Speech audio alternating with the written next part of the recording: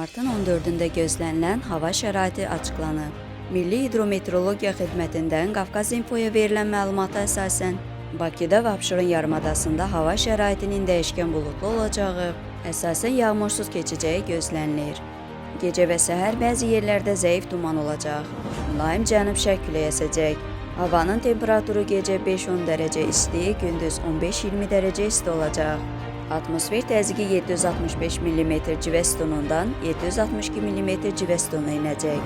Nisbi rütubət gecə 70-80%, gündüz 60-65% proqnozlaşdırılır. Azərbaycanın rayonlarında hava şəraitinin əsasən yağmursuz keçəcəyi gözlənilir. Bəzi yerlərdə arabir duman olacaq, şərq küləyi əsəcək. Havanın temperaturu gecə 5-10 dərəcə isti, gündüz 21-26 dərəcə isti. Dağlarda gecə 3-8 dərəcə isti, gündüz 15-20 dərəcə isti olacaq.